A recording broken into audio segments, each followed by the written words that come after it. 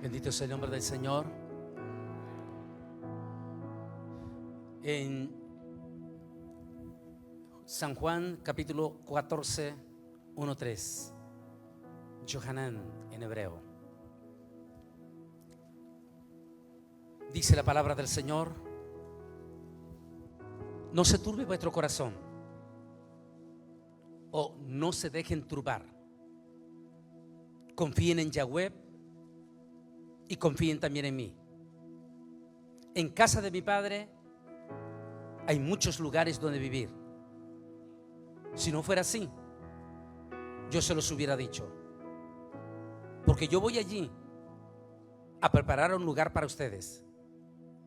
Puesto que me voy a preparar lugar para ustedes, yo regresaré para llevarlos conmigo, para que donde yo esté, ustedes también estén. Oremos. Amantísimo Dios y Padre celestial, estamos ante el gran trono de tu presencia para darte las gracias, Señor, por esta palabra que hemos leído, y que este mensaje, Señor, no regrese a usted vacío, sino que dé fruto para los corazones. En el santo bendito nombre que es sobre todo nombre, en el nombre de Cristo Jesús te lo pedimos, Señor. Asimismo bendecimos a los que están conectados en las redes sociales, que también ellos sean bendecidos con tu palabra, en el nombre de Jesús. Amén y amén. Pueden sentarse.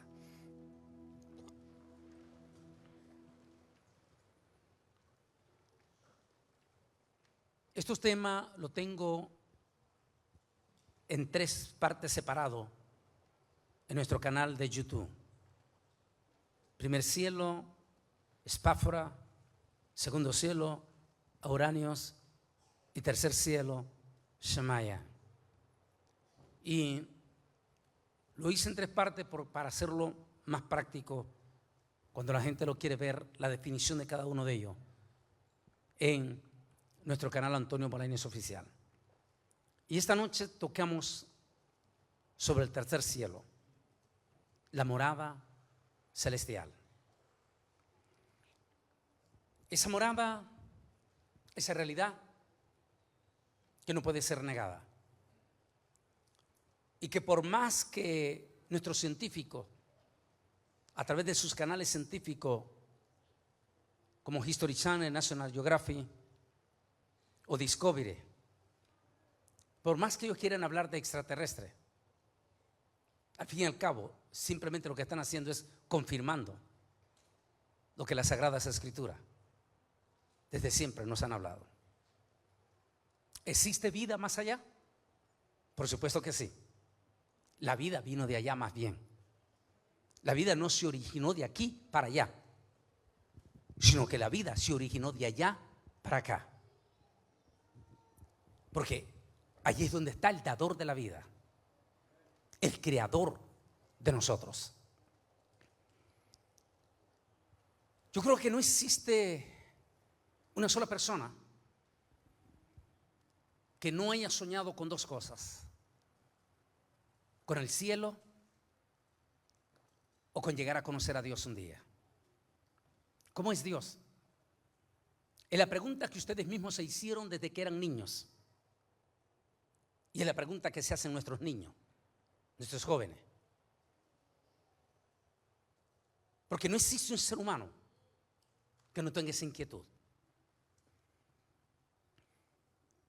En el 2011 hice este estudio. Esta es la primera parte que hice en una forma profunda y formal, tercer cielo. Por alguna razón, en aquel momento, en este súper, no sé cómo se le puede llamar, mercado, no sé cómo, ahí en México, Tepito, que es el más famoso de la piratería, yo creo que al menos de todo el continente americano. Ahí dice que usted puede encontrar lo que usted quiera de piratería, ese lugar. Es el único lugar donde usted entra y sale sin calcetines y sin su billetera. Y ahí una de esas empresarias ligadas también con Televisa, se encontró en uno de los piratas este estudio.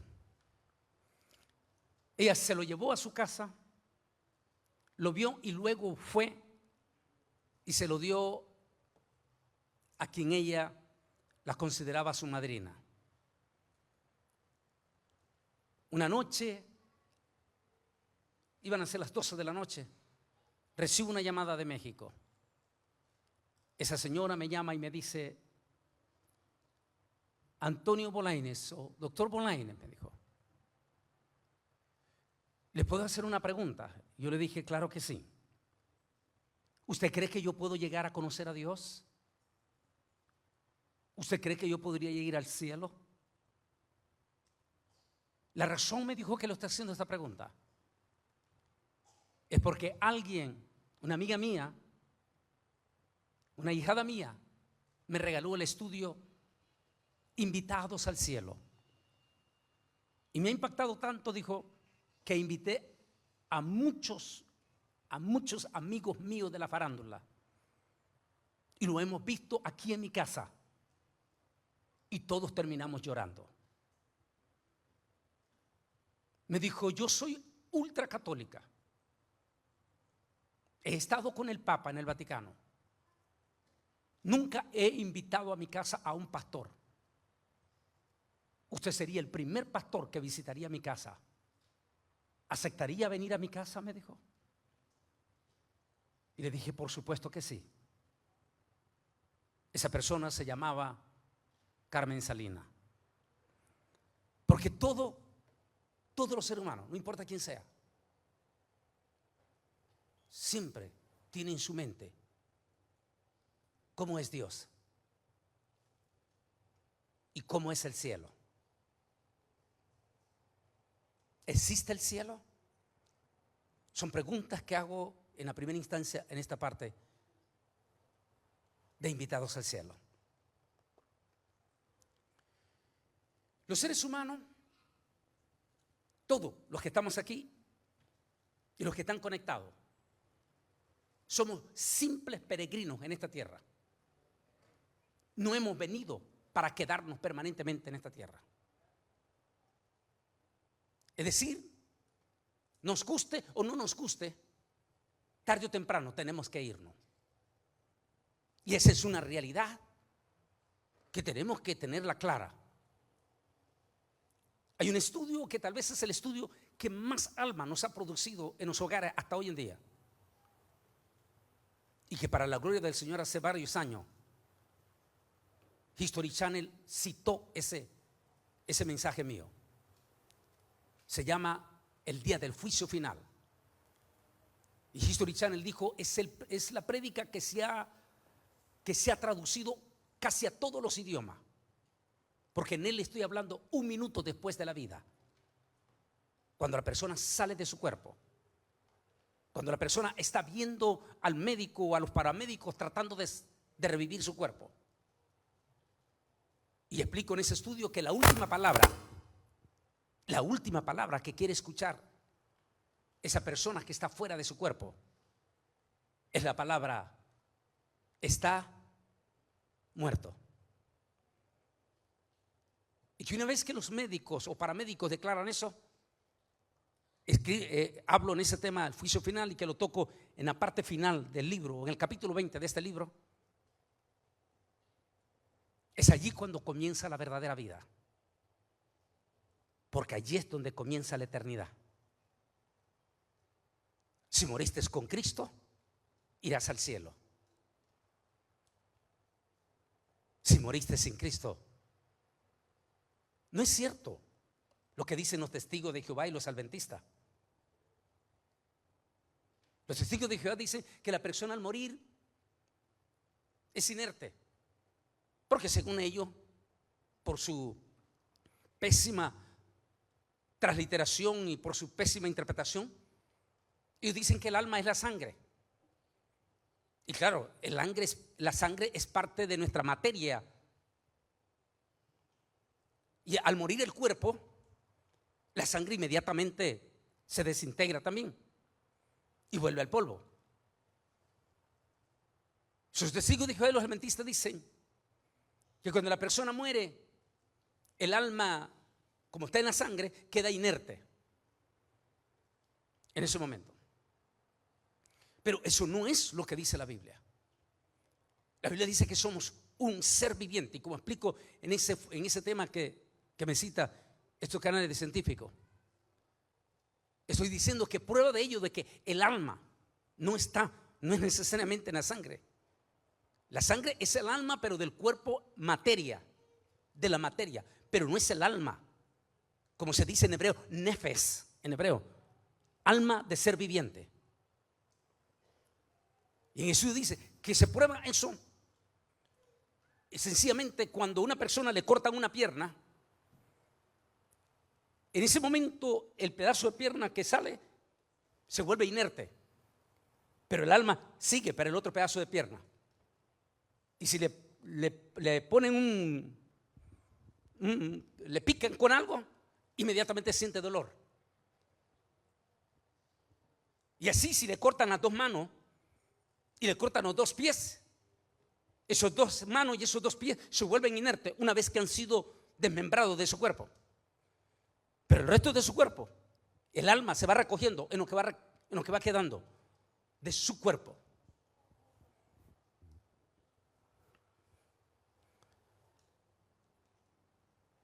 Así es que todos los que estamos aquí, nos guste o no nos guste, un día vamos a tener que partir a la eternidad. La pregunta es, ¿están ustedes preparados? ¿Están listos? Esta mañana el pastor me preguntaba de mis experiencias en los aviones, más de 35, casi 40 años de viajar en aviones, por mi agenda todo el tiempo. Primero porque cuando joven me tocó hacer servicio social con las Naciones Unidas y viajando por todo el mundo. Le comentaba, sí, por supuesto, que he vivido de los momentos dificilísimos en los vuelos transatlánticos. Y le decía al pastor, he visto los gritos y las desesperaciones de la gente en los aviones, en los momentos críticos que hemos vivido.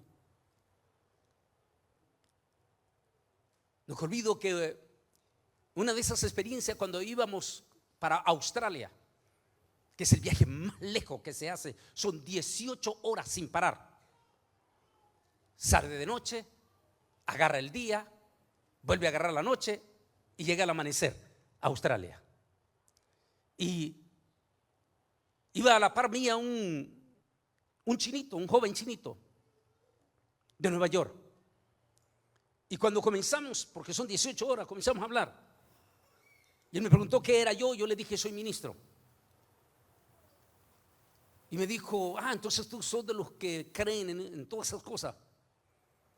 Porque yo, me dijo, soy budista. Para mí, me dijo, simplemente si me muero me vuelvo a reencarnar en otro cuerpo.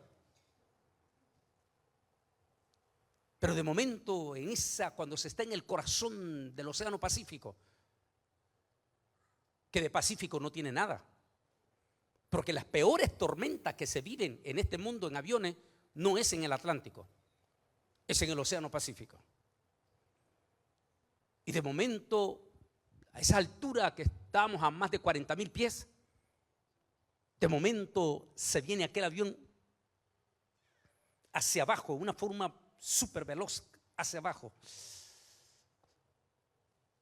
Se abrieron los compartimentos. Algunos que venían sin cinturón saltaron. Y aquel chinito a la par mía comenzó a pegar grito, pero aterrorizado, espantado. Y fue el momento para voltearme a él y le dije, ¿pero qué te asusta? ¿No dijiste que tú no tienes problema en morir? ¿Que al morir te vas a encarnar en otro cuerpo? Entonces, ¿por cuál es el miedo? ¿Por qué tienes miedo? Y me volteó a mí y me dijo, ¿tú no tienes miedo? Le dije, no, porque más bien estoy más cerca aquí del cielo. Así que si me muero no voy a ir para el cielo.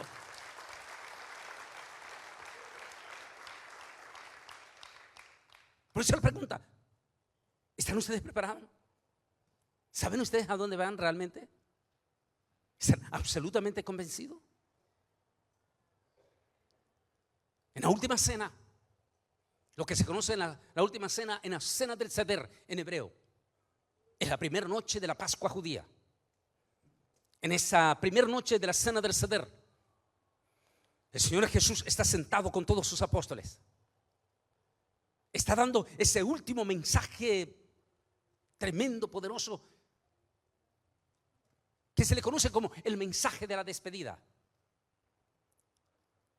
Las últimos consejos del Talmudín a sus discípulos. Las últimas palabras. En ese mensaje último del maestro está hablando a sus discípulos. De momento, en aquella profunda enseñanza, Él le dice: no se turbe vuestro corazón. Que nadie los turbe, que nadie los confunda. Como diciendo que no vengan esos testigos de Jehová a confundirlos a ustedes. De que cuando se mueran ahí hasta allá y se quedan. Que nadie de ellos los venga a confundir. Así que no se turben. Creen en Yahweh, en Jehová, en español. También crean en mí. Porque en la casa de mi Padre hay muchos lugares. Esa palabra es profunda. Que hasta hoy en día los científicos, ellos dicen, después de Uranios, el tercer cielo, existen sospechas, dicen los científicos, que existen deidades que uno no puede entender, dicen los científicos. Y eso es la palabra que Jesús está utilizando. Regreso pues a la casa de mi Padre, porque en la casa de mi Padre hay muchas moradas. Y luego dice: voy pues a prepararle yo lugar a ustedes. Qué linda esa palabra. Voy a prepararles lugar. Y si me fuere, volveré otra vez. Volveré otra vez y los arrebataré. Esa palabra que utilizo en este tema, desaparecido, al paso. Los arrebataré a mí mismo.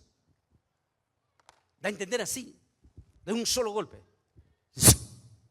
Es por eso que cuando miramos videos del rapto, es así, es la expresión que él utilizó. Y los arrebataré a mí mismo, para que donde yo esté, ustedes también estén. Hasta en ese momento los discípulos, los apóstoles, que en su totalidad eran judíos, entiendan, eran judíos. En el judaísmo nunca se había enseñado de vivir en el cielo, porque el judaísmo solo hablaba del paraíso del padre Abraham. En el judaísmo se enseñaba que cuando una persona moría, esa persona iba al paraíso, al seno de Abraham, y que allí aguardaría hasta que viniese el Mesías para luego restaurar el reino de Israel, o lo que nosotros llamamos el milenio. De momento Jesús les está hablando a ellos, todos estos judíos, y les está diciendo que no necesariamente tienen que esperar el reino, sino que antes que se establezca el reino en la tierra, vamos a viajar. Mire qué bendición. Porque ahora el dueño de Amazon y el otro que acaba de comprar Twitter se han metido en la carrera espacial comercial.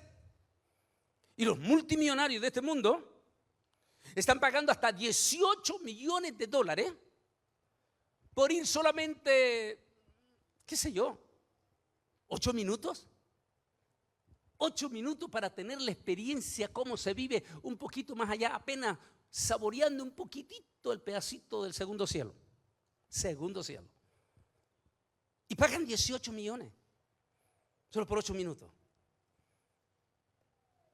Nosotros no tenemos que pagar ni un centavo Porque el Rey de Reyes, Señor de Señores, pagó el precio por nosotros en la cruz del Calvario. Y no vamos a ir ahí nomás. No vamos a ir ahí nomás. Vamos a ir al tercer cielo. Y lo más lindo de todo es que no necesitaremos los jets de Samsung o de este señor de Amazon.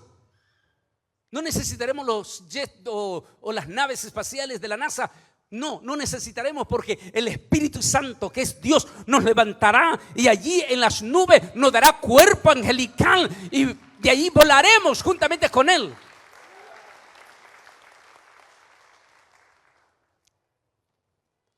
Pero hablemos de la realidad antes que el arrebatamiento viene. Los que mueren, los que se nos han ido adelante, el momento de su muerte, como lo hablo en ese estudio que se llama el juicio final. Hablemos de ese momento en que la persona muere y tiene que pasar al tercer cielo. Traspasaremos las dimensiones, o traspasamos cuando morimos las dimensiones. Es muy importante entender en esto que antes del Señor Jesucristo ninguna persona iba al cielo. Los únicos registros que tenemos en la Biblia de 2 personas que fueron al cielo sin haber muerto, es decir, sin haber muerto, al menos conocemos solamente de 2: Enoc y Elías. Que la Biblia dice que estos 2 hombres que caminaron con Dios, dice, estos 2 hombres fueron traspuestos. Y lo único que sabemos es que ellos no vieron muerte. Es decir, ellos fueron arrebatados en cuerpo y alma. Por aquello que los testigos de Jehová que dicen que no existe el arrebatamiento, que cómo es eso, que Dios nos va a arrebatar y que nos va a dar cuerpo glorificado. Bueno, ¿y qué es lo que pasó con Elías? ¿Y qué es lo que pasó también con Enoc?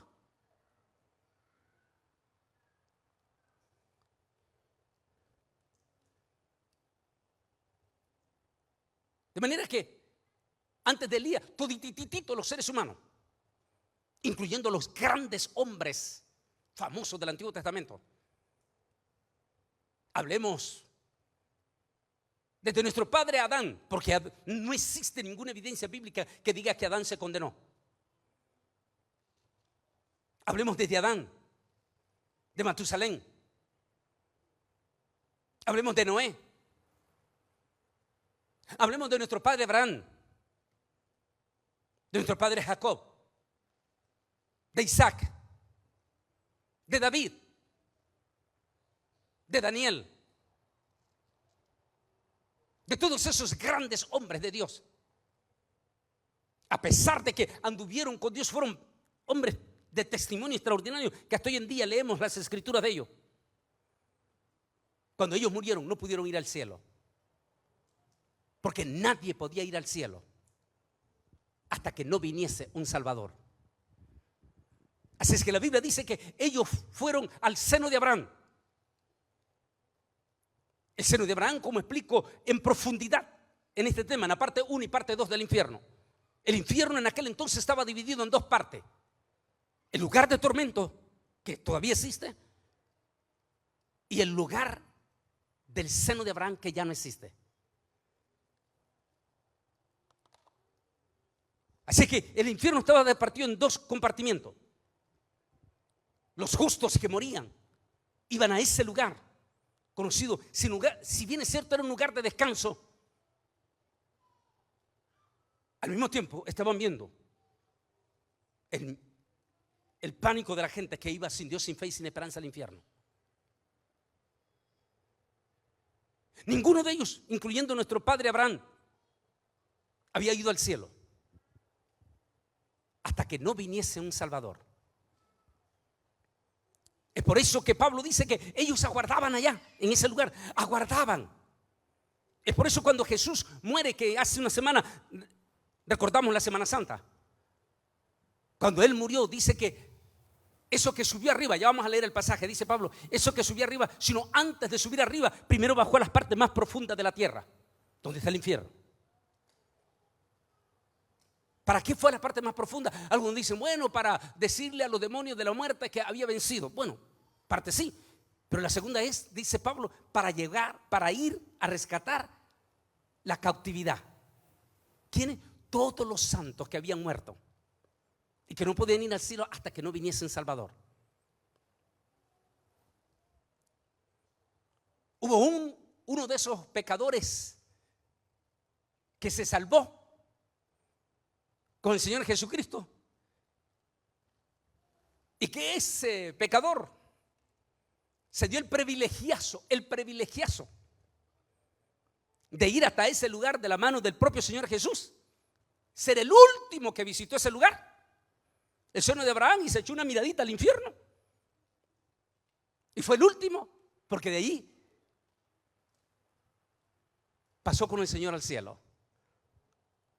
A ver, el que me diga quién fue ese personaje, el pastor Ricardo lo invita a comer. ¿Quién fue? ¿Quién? El que fue crucificado a su mano derecha. Wow. Si tenemos que hablar de algunos de los grandes héroes de la fe, para mí ese es el héroe de la fe. ¿Sabe usted lo que significa convertirse a la par de un Salvador que está siendo crucificado en la misma condición de él? Y muchos hermanos evangélicos, cuando ya no les salen las cosas bien, ya no quieren venir a la iglesia. Están decepcionados porque Dios no le dijo, porque Dios no le hizo lo que ellos querían.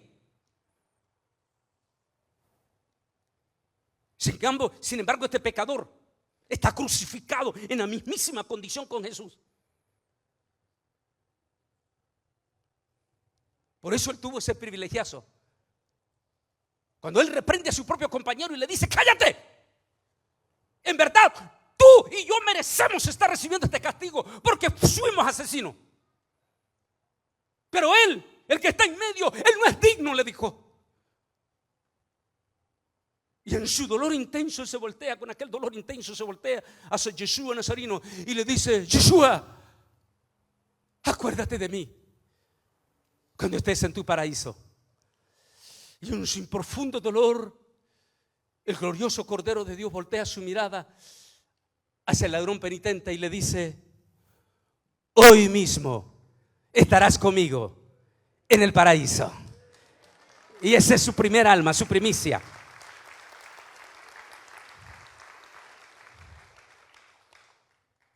Y a partir de la resurrección de Jesús, nadie de los que mueren en Cristo Jesús, nadie de los que mueren en Cristo Jesús ya no va al seno de Abraham, sino que ahora su alma va derechito a un lugar especial, como digo en ese estudio, el juicio final, a un lugar especial que Dios tiene preparado. Es por eso que en ese estudio, se llama el juicio final, estoy diciendo que los miles de católicos que le rezan a María, estoy diciendo, están perdiendo su tiempo.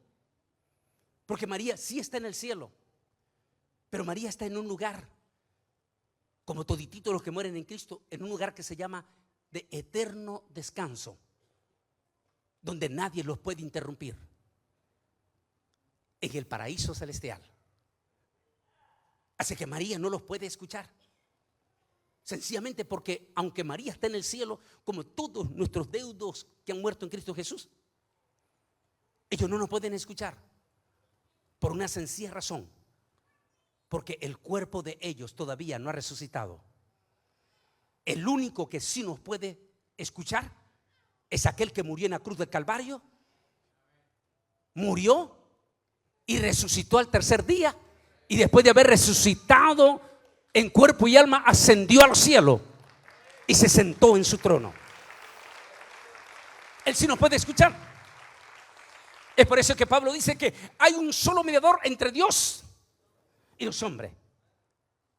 ¿Para qué los católicos pierden tiempo en estar pidiéndole a María? María no los puede escuchar. Lamentablemente, el Papa Francisco conoce la verdad, pero desgraciadamente no le interesa que esos millones sean salvos. Porque él perfectamente podría explicarle a todos los católicos que están perdiendo su tiempo pidiéndole a los muertos, cuando los muertos no lo pueden escuchar.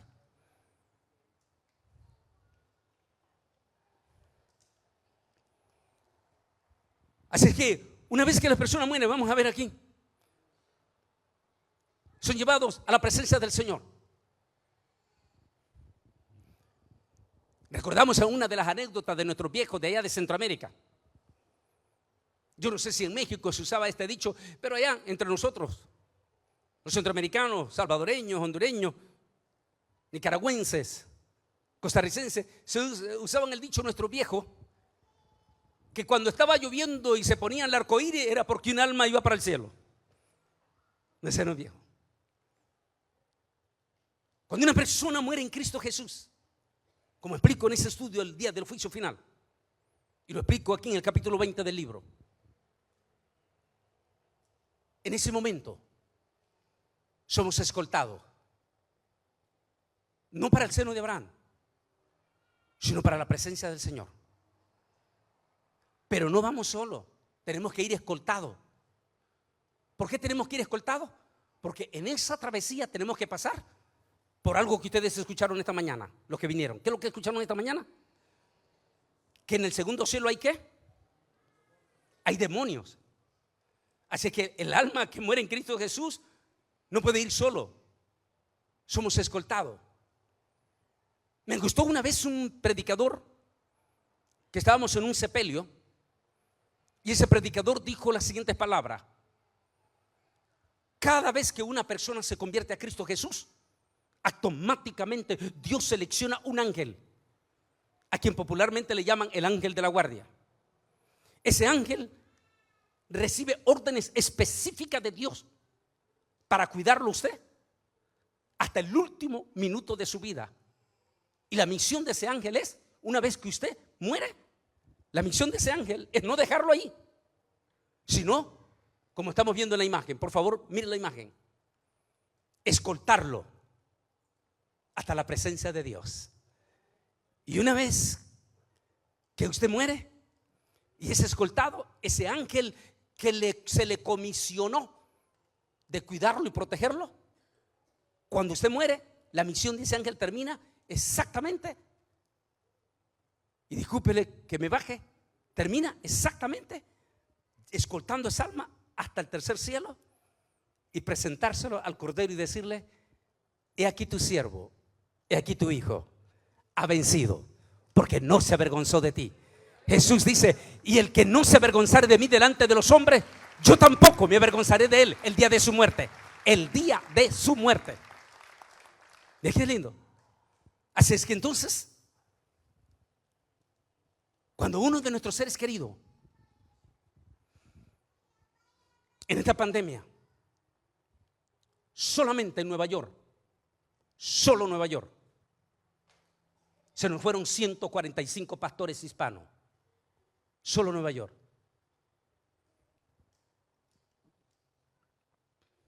En Houston, no sabemos con exactitud todavía la cantidad de siervos que se nos fueron,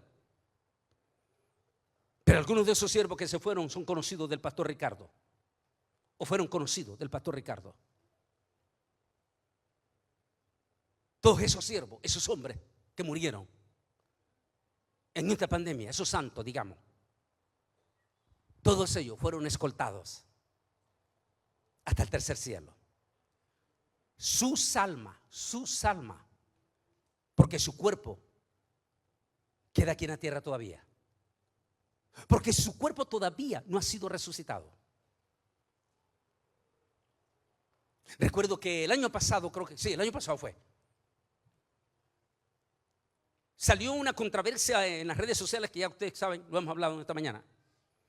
Alguien diciendo que todos aquellos que cremaron, los cristianos que fueron cremados en la pandemia, ya no van a resucitar porque fueron cremados. Y comenzaron hermanos a llamar asustados, algunos bien dolidos, hermanos. Y entonces tuve que sacar un estudio que lo tengo en nuestro canal. Se llama la cremación. Y explico ahí, ¿y qué de los santos que la Iglesia Católica quemó? No olvide que la Iglesia Católica asesinó a 60 millones de evangélicos en los 500 años. Si hay un organismo religioso que está no manchada, no está manchada, está ebria, está borracha de la sangre de los mártires de Jesús, ese es el Vaticano. Asesinó 60 millones de cristianos evangélicos en los últimos 500 años. ¿Y sabes qué hacía el Vaticano? Hace unos años fui a Constanza, allí en Alemania. Yo quería ir como escatólogo, porque como escatólogo me gusta estar en el lugar de los hechos, tocar la historia y todo. Por eso es que cuando llevo cada año que hago viajes a Israel, le llamo viajes de estudio. Y aclaramos que si algún evangélico va a ir con esos prejuicios, que yo no entro ahí porque ese lugar ahí, que yo no entro ahí porque ese lugar ahí. No, es que vamos como estudiante. Y el estudiante tiene que tener mente científica. Y el científico es aquel que quiere tocar, ver y verificar.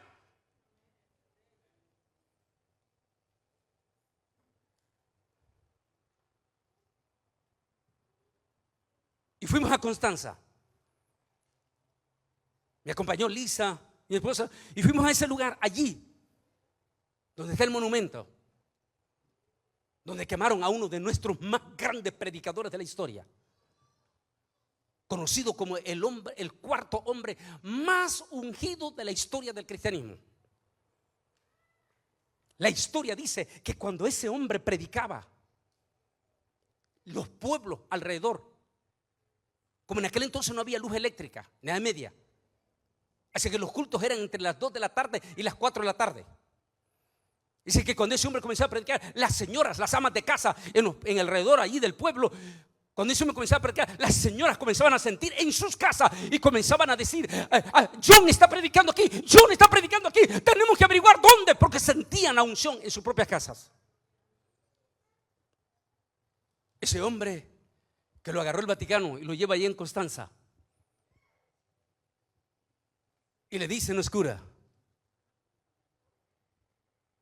renuncia, declara que lo que estás predicando es una herejía y declara que la única iglesia, santa iglesia que salva es la Iglesia Católica. Y John Hus dijo: prefiero herirlos con la verdad que decirles una mentira. Y dijo: no me voy a retractar. Y dice que los curas se enfurecieron y comenzaron a prenderle fuego desde sus pies. Y comenzó a ser quemado aquel hombre en vivo. Ese hombre que mientras las llamas iban comiendo su cuerpo, dijo una profecía: hoy estás quemando a un pato. Dentro de 100 años, dijo, te enfrentarás a un cisne al cual ni podrás agarrar ni podrás quemar. La palabra Hus en alemán significa pato. Y exactamente dentro de 100 años después de la muerte de él, el Vaticano fue humillado y avergonzado por un super predicador al cual el Vaticano podría dar hasta la mitad de su reinado, con tal de quemar vivo a ese predicador. Y exactamente como dijo ese tremendo hombre de Dios, no lo pudo agarrar ni lo pudo quemar. Su nombre, Martín Lutero. El cuerpo de John Hus quedó convertido en ceniza y se regó. Así que cuando este predicador del año pasado lanzó en esta iglesia aquí en Tennessee diciendo que todos los evangélicos que murieron en esta pandemia y fueron cremados no van a resucitar, era lógico que los hermanos estaban asustados. Y entonces, ¿qué de John Hus y de los miles santos que fueron quemados? ¿Acaso no es poderoso nuestro Dios que de la misma ceniza Él puede levantar nuestro cuerpo y levantarnos y resucitarnos? Porque poderoso es Dios, Él es Dios.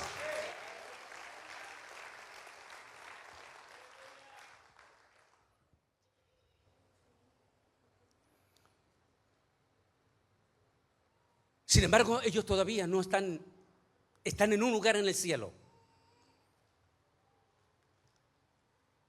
Lo que Jesús dijo, voy a prepararles un lugar. Pero todavía no tienen acceso ellos mismos allá al majestuoso trono de Dios.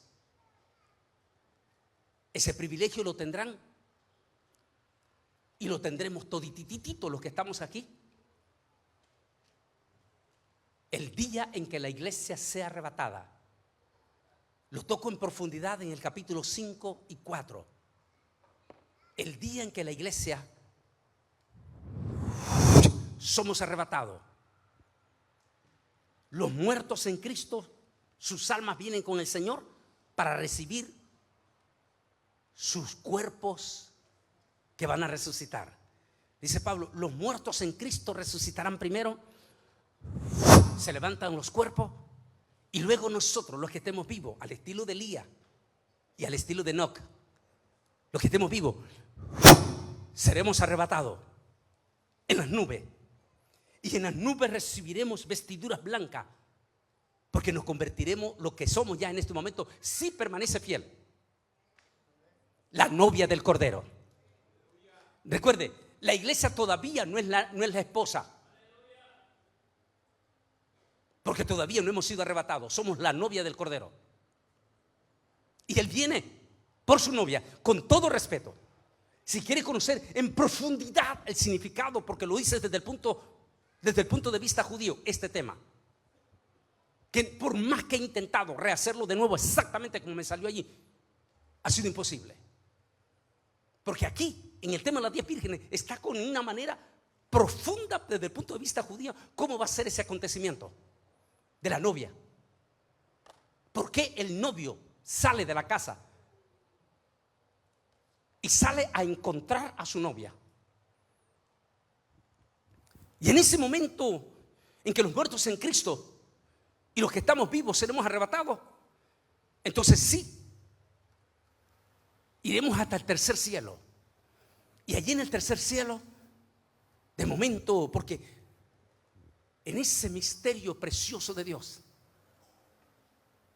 como dice Discovery, algún día, dijo, podremos descubrir ese paso de una dimensión a otra dimensión de que lo que hasta cierta forma se están acercando lo de Discovery, ese túnel, dicen ellos, que traspasa las dimensiones del tiempo. Así va a ser la iglesia cuando seamos arrebatados. Traspasaremos, y cuando abramos los ojos vamos a estar en un majestuoso tabernáculo. En un majestuoso tabernáculo. Y en ese tabernáculo se nos va a permitir un momento de celebrar. De momento abrimos los ojos y estamos frente a aquel tabernáculo. Y frente a aquel tabernáculo, un majestuoso trono. Y en ese majestuoso trono, 4 seres vivientes que están alrededor de ese majestuoso trono, sobre un mar de cristal. Y sobre en medio de ese mar de cristal y en medio de esos 4 seres angelicales, está un personaje a quien Salomón le llama el deseado de todas las naciones, a quien Daniel le llama el anciano de días, a quien no existe una persona en el mundo de que no quisiera tener el deseo de llegar a ver en vivo y a todo color a ese majestuoso que está sentado, al deseado de todas las naciones. Será precioso ese momento cuando nosotros estemos ahí, los que se nos han ido, todos juntos ya,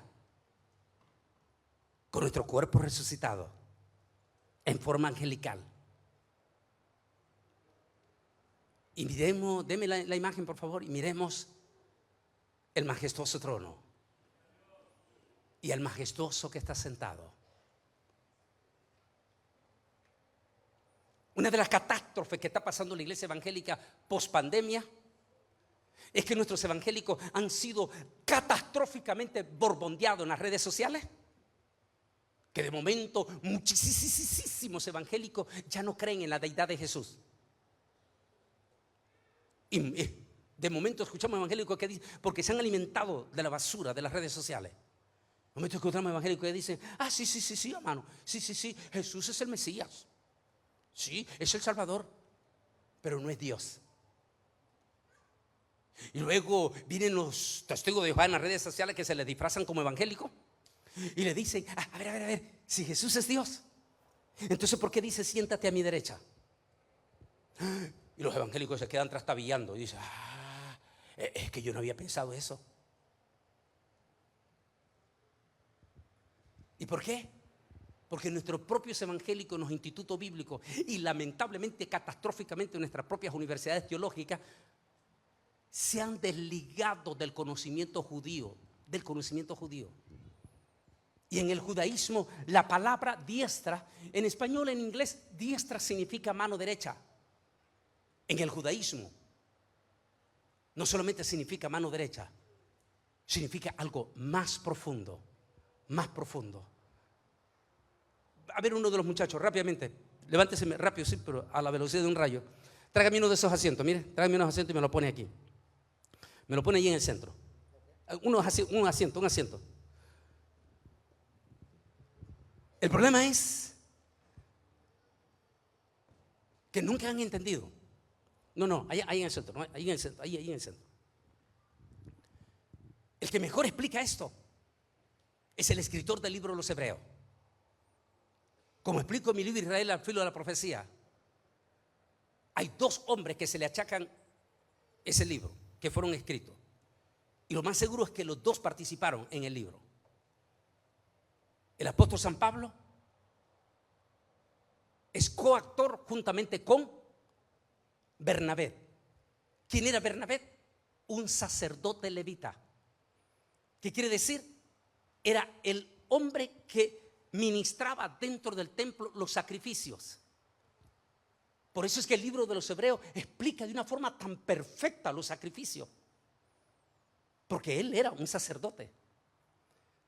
Y dice dice Bernabé, dice que cada año en el pueblo de Israel se ofrecía el cordero perfecto por los pecados del pueblo. Hasta que un día, dice, vino un sumo sacerdote y no habiendo otro cordero perfecto para ofrecer, se ofreció él a sí mismo, dice Bernabé, ese sumo sacerdote, se ofreció a sí mismo como cordero. Y luego que se ofreció él a sí mismo como cordero, dijo, murió en sacrificio por los pecados de toda la humanidad, dice Bernabé. Y luego que murió, dice, resucitó de entre los muertos. Y luego dice, y traspasó los cielos y regresó de nuevo. Y la traducción en hebreo, en español y en inglés que tiene usted es, y regresó de nuevo y se sentó a la diestra de Dios Padre. Pero la traducción en hebreo no es igual. En hebreo dice, y eso de que bajó, sino también subió por encima de todos los cielos. Y subió de nuevo, y miren lo que dice Bernabé, subió a los cielos y se volvió a sentar, Póngame la imagen, por favor, allá de nuevo. Allí. Y se volvió a sentar, dice, sobre su majestad. Es decir, sobre su trono. Porque Padre, Hijo y Espíritu Santo es la misma persona. 2017 o 2015. Estoy allí en el Muro de los Lamentos. andaba con un grupo de los que llevo cada año. Dejé el grupo y me fui con rabinos a la parte interna del Muro de los Lamentos. Acompañé a uno de mis grandes amigos que ya está con el Señor. Fue gran amigo también de su amigo Gary Lee. Y nos fuimos y allí él me tenía un montón de rabinos reunidos. Me senté con ellos. Y todos ellos me dijo: Antonio, es que ustedes siempre están enseñando 3 dioses.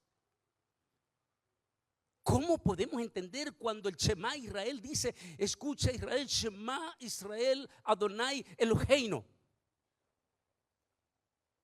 Pero ustedes hablan de 3 dioses. ¿Cómo nos puedes explicar? Me decía un rabino. Y le dije: muy sencillo. La Biblia dice que en el principio Dios creó todo. Y el último ser vivo que creó Dios fue el ser humano. Y yo dije: sí, así es. Pero ese ser humano ya no lo creó Dios con una palabra. A los animales dijo Dios: háganse los animales, y se hicieron los animales. Háganse las aves, y se hicieron las aves. Pero el ser humano, le dije, no lo hizo Dios con una palabra, sino que Dios mismo bajó y agarró barro en su mano y le comenzó a dar forma a aquel barro. Y comencé a explicarle. Y Dios con su mano creó al ser humano. Y la Biblia dice: y lo creó a imagen y semejanza de Dios. Cuando empecé a decirle a él, y allí con Tony y todos ellos, cuando dije: el ser humano es el único ser que es triuno. Somos espíritu, alma y cuerpo. Y los 3 somos uno solo. Cuando yo le dije eso, no tuve que darle más explicación. Delante del Señor lo digo, ese 2015. Todos ellos estaban llorando. Todos los rabinos ancianos, eso ahí el muro, estaban llorando, empapados en lágrimas. Vino uno de ellos y me abrazó y me dijo: gracias, ahora entendemos lo que nos estás diciendo. Así que cuando dice Bernabé, eso que subió a los cielos, que bajó, no obstante subió por encima de todos los cielos y regresó de nuevo y se sentó sobre su deidad como Dios. Ese día que estemos en la patria celestial, vamos a ver ese majestuoso trono. Vamos a ver ese misterio de la Trinidad. Ruach Kodesh, el Espíritu Santo, la imagen del Cordero en el mismo trono, la imagen del anciano de día. Va a ser un momento grande, lindo, extraordinario. Y ahí es cuando llega el momento.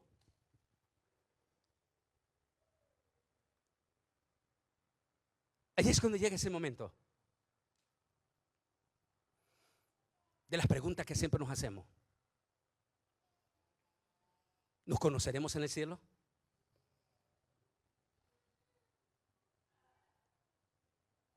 Dos, en el estudio doy razones poderosas. ¿Por qué digo que sí, nos conoceremos?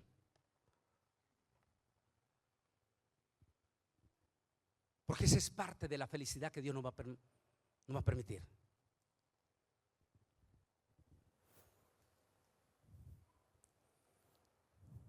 Dos,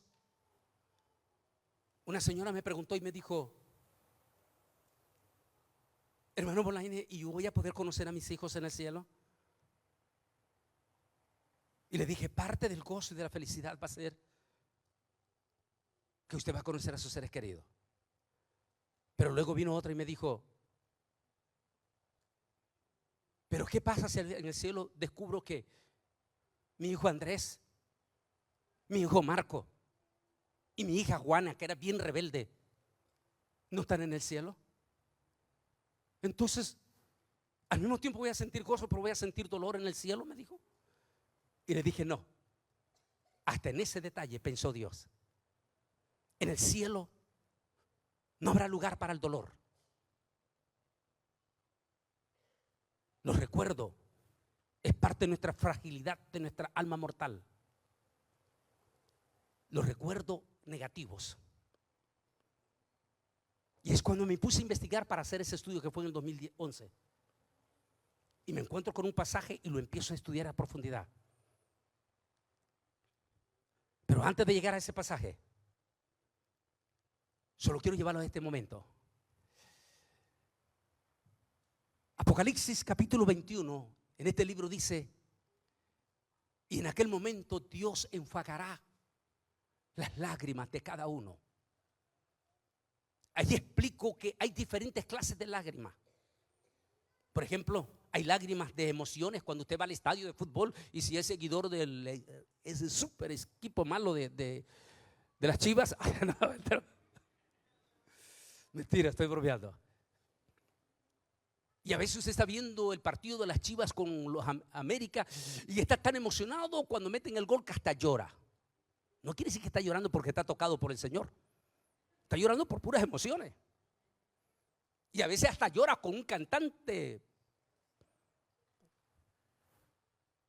mundano de las canciones. No quiere decir que está tocado. Esas son lágrimas carnales. Pero también están las lágrimas de dolor. No solamente por dolor, sino cuando pierde a un ser querido. Y también están las lágrimas espirituales. Son las lágrimas más bellas y más lindas. ¿Te acuerdas aquel primer día que te convertiste a Jesús? ¿Te acuerdas la primera noche aquí? El viernes, una de las niñas, aquí en el altar, estaba llorando, esa niña estaba llorando en el Espíritu Santo. Esas son las lágrimas celestiales. Esas lágrimas que en algún momento tú las has tenido cuando estás en la presencia de Dios. Cuando estás en la presencia del Espíritu Santo. Esas lágrimas que te traen paz. Esas lágrimas que te traen liberación. Se le conocen como lágrimas celestiales. Algunos dicen, uno de los teólogos dice, esas serán las únicas lágrimas, cito en el libro. Esas son las únicas lágrimas que van a estar presentes en el cielo. Las lágrimas que traen gozo, alegría, paz. Y dice, y vi a todos los santos, dice el libro Apocalipsis. Y Dios enjugará las lágrimas de todos ellos. Porque todos llorarán, pero no de dolor, sino de gozo. Gracias, Señor. Gracias por haberme dado el privilegio de estar aquí. Gracias, Jesús, por haber muerto por mí en la cruz del Calvario. Gracias por haber pagado el precio por mí. Y llegará ese momento en que todos se abrazarán. Y allí viene la otra parte. Uno de los misterios que toco en el tema, el juicio final, que tiene 25 años que lo hice, es que digo que Dios siempre dejó en nosotros un detalle, en nuestros seres queridos, que lo vamos a recordar en la eternidad. Una mirada de ese padre, una mirada de esa madre, un gesto de esa persona a quien tú has amado en tu vida. Esa mamá, ese papá. Eso va a volver allá en el cielo. Y de momento ve una sonrisa aquella mamá y se acuerda. Hija, ¿estás aquí, hija? Sí, mamá, aquí estoy. De momento ve otra sonrisa y dice,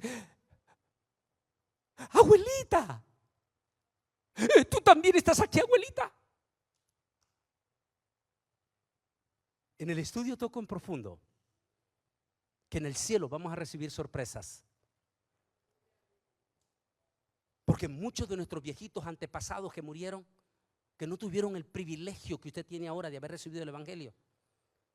Ellos no tuvieron el privilegio de la predicación porque los curas malvados en México, Centroamérica y Suramérica le prohibían a nuestra gente recibir el Evangelio. Sin embargo, esos viejitos, esas viejitas que nunca escucharon el evangelio, eran gente de moral. ¿Se acuerda que esta mañana le recomendé ese estudio que se llama Decadencia Moral, que se lo ponga a sus hijos, a su familia? Esos viejitos que nunca escucharon el evangelio, esos bisabuelos, esos tatarabuelos, que a pesar que nunca escucharon el evangelio, amaban a Dios en lo más profundo de su corazón. Y Pablo dice que los que sin ley murieron, sin ley serán juzgados. Ese profundo secreto que dice Pablo. Así que en el cielo posiblemente vamos a encontrar personas que no imaginamos. Y esa va a ser parte de la felicidad del gozo. Pero de momento, otra señora me dice, pero mi hermano Bolaine, ¿y qué pasará si yo recuerdo a los hijos que no se me salvaron? Y le dije, no se preocupe. Hasta en eso pensó en el Señor.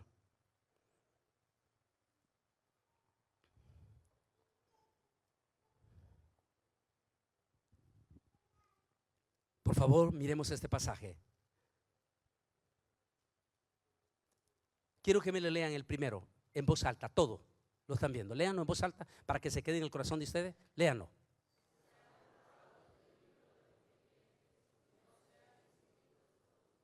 Ese pasaje que conmemora en esta imagen. Creo que en la otra que la tengo, la otra parte que la tenía ahí. Esa imagen, una imagen que aparece de Jesús escribiendo sobre el polvo de la tierra.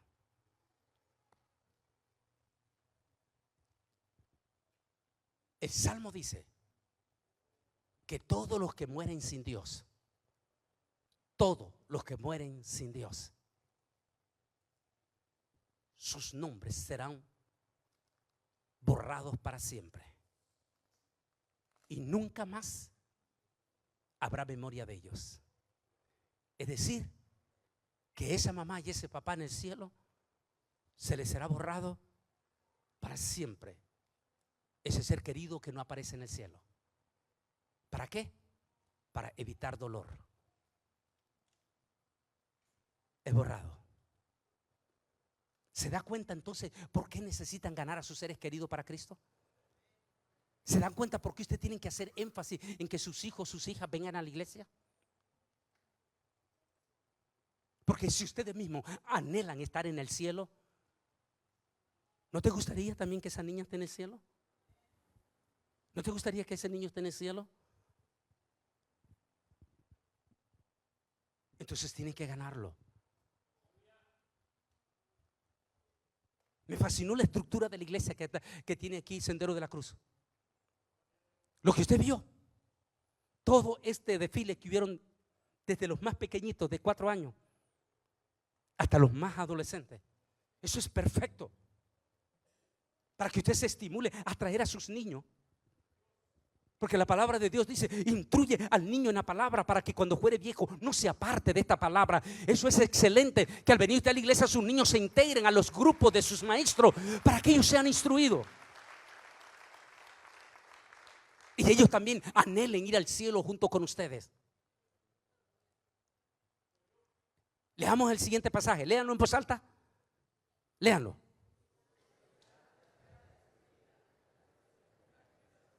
Nótese ese pasaje. Eso es más profundo todavía, y en hebreo es más profundo.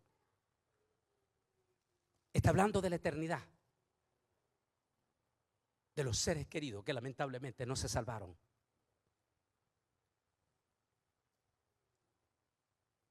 Serán borrados. No habrá memoria de ellos. Yo quiero invitar a los que se pongan de pie.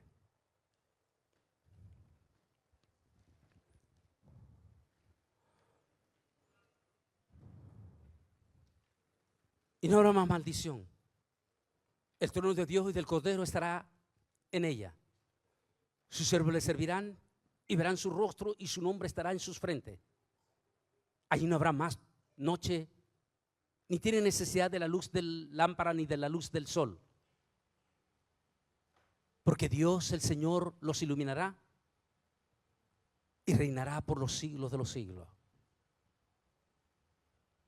Nada se gana con hablar bien de uno mismo, pero tengo que hacerlo. Así que ahora les voy a contar las visiones que tuve y lo que el Señor Jesucristo me dio a conocer. Conozco a un hombre que cree en Cristo y que hace 14 años fue llevado a lo más alto del cielo. No sé si fue llevado vivo o si se trató de una visión espiritual. Eso solo Dios lo sabe. Lo que sé es que fue llevado al paraíso y allí escuchó cosas tan secretas que a ninguna persona le está permitido decirlas. Cosas grandes. Ojos que no han visto y oídos que no han oído. Son las cosas más grandes que vamos a experimentar estar en el cielo. Si tengo invitados al cielo, hice la contraparte, el infierno. Y aquí explico en el infierno a uno de los grandes filósofos que dice: el dolor más profundo en el infierno no son las llamas de fuego, sino el dolor más profundo en el infierno, dijo ese filósofo, será no poder ver a Dios. Porque lo más bello y lo más profundo en esta vida que podemos anhelar es un día mirar cara a cara al anciano de día, al deseado de todas las naciones.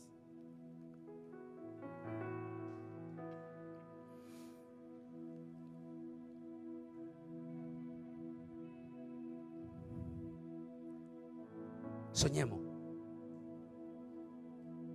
que un día todos los que estamos aquí, incluyendo esos niñitos, esos adolescentes que están aquí, los que pasaron a cantar, los niños, las niñas que pasaron a dar su texto, soñemos que un día podamos ver a nuestro Maestro, esta vez no crucificado, sino esta vez como Rey de Reyes y el Señor de los Señores. Y estaremos por siempre y para siempre con Él. Cierra tus ojos allí donde estás de pie. Quien quiera que sea, solo cierra tus ojos. Dale un minuto de respeto a aquel que te da la vida y que te la puede quitar esta misma noche. Igual en las redes sociales, dale un minuto de respeto a nuestro Altísimo. Mientras están así con su rostro inclinado, si hay algún joven o alguna jovencita, señor o señora, no me importa que sea católico, pero que sabe que no es salvo todavía, yo le voy a pedir a ese joven, jovencita, señor o señora, que si no es salvo, que solo repita después de mí, allí en silencio, de pie, esta oración de salvación. A ver, repitan así: Señor Jesús. A ver, joven, jovencita, señor, señora, dígalo. En esta noche yo te recibo, diga esa palabra, como mi Señor y el Salvador de mi vida. Y digan esta palabra, señor, señora, diga esta palabra: acepto esta noche el perdón de todos mis pecados por medio de tu sangre preciosa que fue derramada en la cruz del Calvario.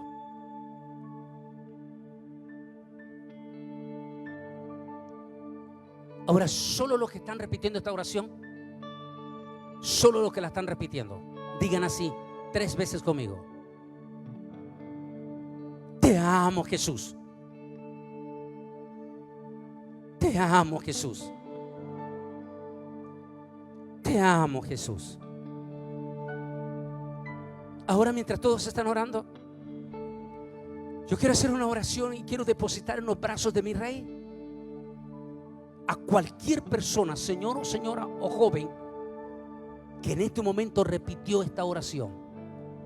Para poderlos bendecir, voy a pedir que si hubo alguien que repitió esta oración y pidió perdón, solo levánteme su manito derecha mientras todos están orando. Solo los que pidieron perdón, levanten su manito derecha como señal, porque te voy a bendecir. Voy a pedir al Espíritu Santo que te bendiga, y vive Yahweh, que va a enviar a su ángel para ti. Solo los que pidieron perdón. A ver, ¿hubo alguien? Solo levánteme su manito derecha, hágame señal. Hágame una señal que pidió perdón, que repitió la oración. Joven, jovencita, solo los que pidieron perdón, nada más. Nada más. Dios bendiga a los que están levantando su manito. Ahora voy a pedir que solo los que levantaron su manito de este lado, de en medio, de todos los lugares, solo los que levantaron su manito, salgan de su banca, salgan, démenle salida, porque los quiero bendecir en el altar. Quiero pedir al Espíritu Santo que me los bendiga. Y si hay espíritus,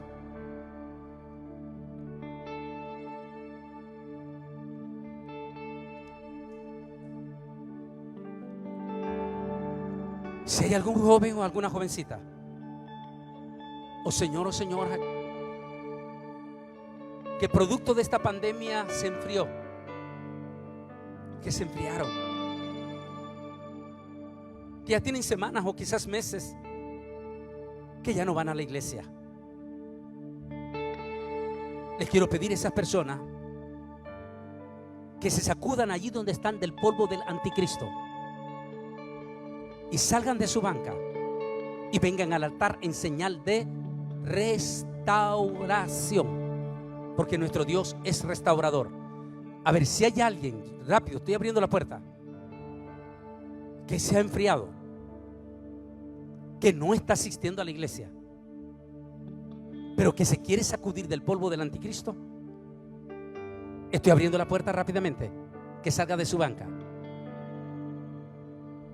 y venga al altar, porque la palabra dice: dichosos los que reconocen su necesidad espiritual. Ahora voy a pedir al pueblo de Dios que extienda sus manos hacia el altar. Vamos a bendecir a las almas que están aquí en el altar. Amantísimo Dios y Padre celestial, en el santo, bendito nombre que es sobre todo nombre, en el bendito nombre de tu Hijo amado Jesucristo, bendecimos estas almas que han venido al altar. Son suyas, mi Señor, porque usted las compró en la cruz del Calvario. Y por eso los depositamos en tus manos. Y pedimos que a partir de este momento ellos ya no estarán solos, sino que tú has asignado en este momento un ángel exclusivo para ellos, para que los cuide y los proteja.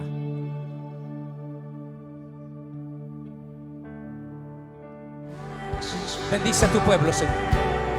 Y si hay alguien con enfermedad, Padre, en el nombre de Jesús, reciba sanidad. Reciban sanidad.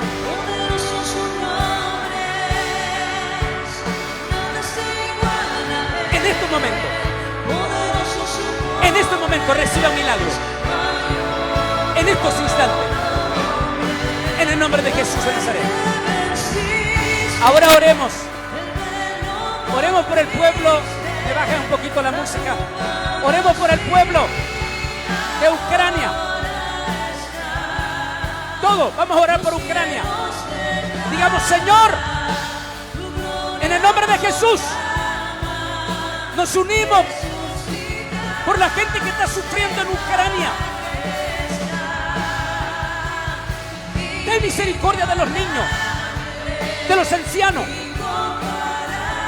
de los que están pasando hambre.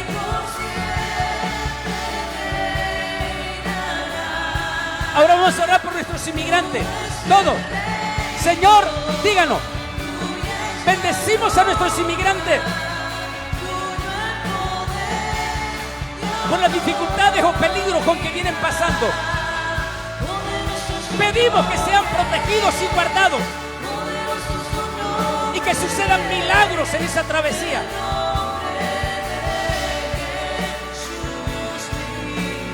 En el nombre de Jesús de Nazaret. En el nombre de Jesús. A ver, demos un aplauso de acción de gracia. Amén. Y bendice a ese grupo ministerial de música. Digan, en el nombre de Jesús los bendecimos. Y bendigan a su pastor, al hermano Ricardo. Digan, en el nombre de Jesús, pastor, Dios te bendiga, díganle. Amén, amén.